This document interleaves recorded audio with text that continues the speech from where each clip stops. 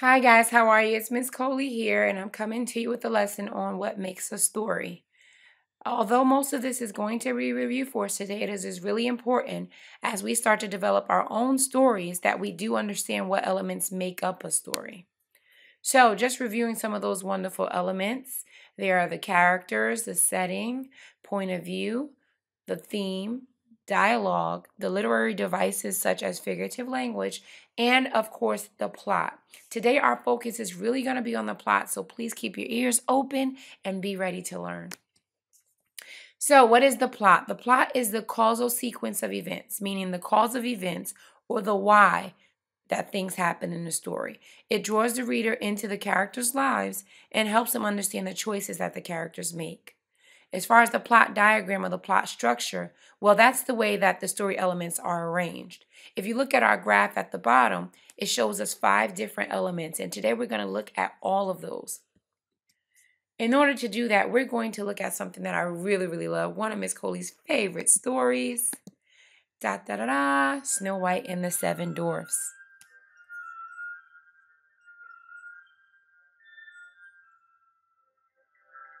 So the story first comes on and we see one of the major characters, the queen, evil queen at that. And we also see wonderful Snow White doing what she does best around the castle.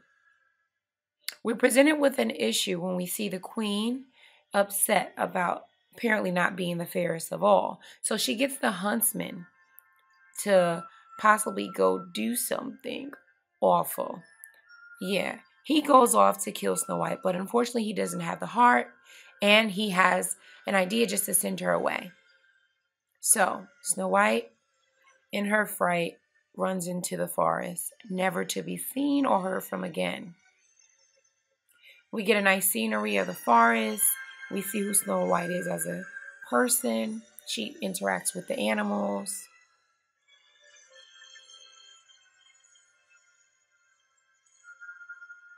We're also introduced to some additional characters, and these characters are really cool because we get to know their characterizations through their actual names.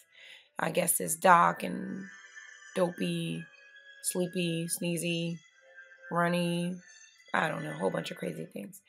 Things seem to be okay. Unfortunately, the queen does find out that she's still not the fairest of them all. In her anger, she devises a plan. Her plan is no, not to drink poison, but to camouflage herself. She changes herself into something that that Snow White would not readily identify. Changed into a very old lady.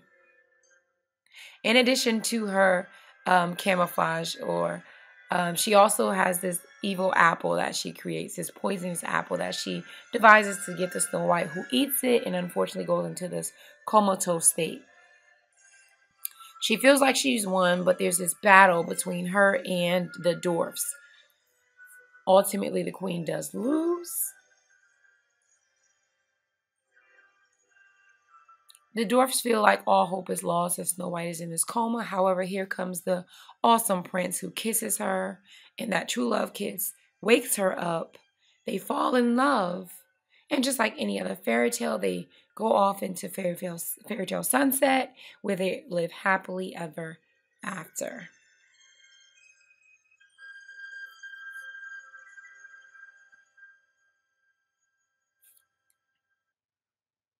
So, guys, how cool is that?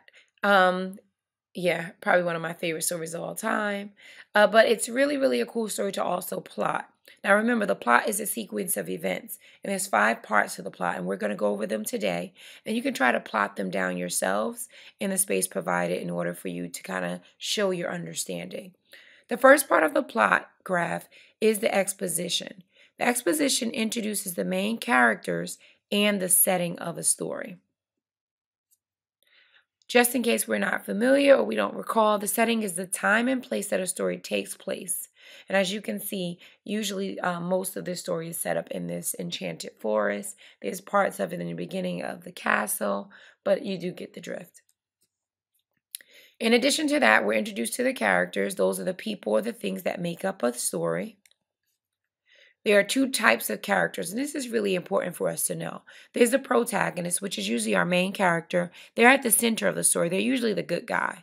And there's the opposite or the opposing character. That's the antagonist. That's the character or force that opposes our main character. Now, one thing that I think is really important for us to highlight, especially when we start writing our stories, is point of view. And a point of view is actually the person or from the person that tells the story. There are usually two types of point of view that we use when we have stories. There's first person narrative, that's where the narrator participates in the action. This is where they use things like I and me and we because they're included in the story. However, they're limited in their knowing or knowledge and their vision. Usually they can only see and understand what's in their minds and what they can see. However, there's also a second type of point of view that we use, and that's third person.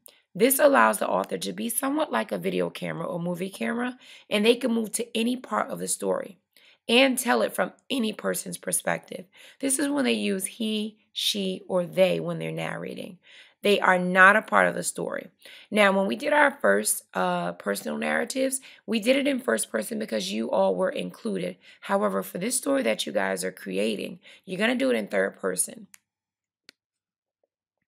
Now, moving on to the rising action. This part is where we start to see the conflict, the main conflict that the character is facing. Now, there are several types of conflict, but just in case you're not familiar, the conflict is the struggle between two forces.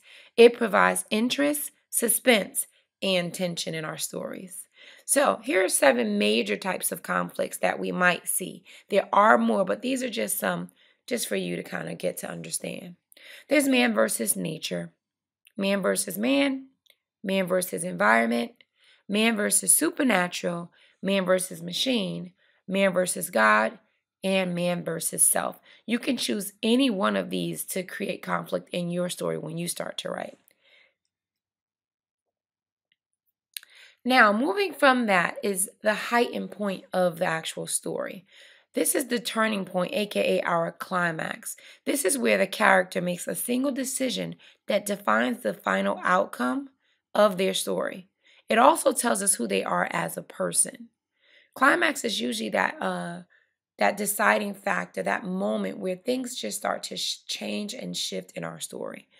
Hopefully you're able to identify the conflict. Again, I did give you some help in our illustrations, but it is really important that your story has a heightened point, that there's that choice or that moment, that thing that's made, that decision that's made in order to move the story along. Next up, we have, though, the falling action. This is the part where the story, everything starts to come together, and we're coming to the resolution. Now, it's really important for us to also understand and know that the falling action does include action. So it's usually like some type of a fight or some type of a final scene. Now, the resolution is our actual final phase in the story. This is where the problem is solved, a lesson is learned, and everything starts to come together. Again, it's really important that we do understand plot because it's kind of like the vehicle or the car that moves the story from one point to another point. So again, hopefully you guys got a few interesting points from this. You're able to plot and you're going to be able to eventually write your own story. Another final thing that I wanted to just touch on a little bit is theme. And this is the central message or central idea, the central lesson even, so to speak, that the author wants you to learn or to know. It's a broad idea about life and it's usually not stated. It's usually something that's inferred. Again, another element in which you're going to have as you start to write your own story, guys. I really hope that this helps you out when you dig into what makes a story, when you start to identify those wonderful elements, and especially when you start to write your own story. I'm really excited. I hope you guys are too. I really can't wait to read your stories. Have a good day, guys.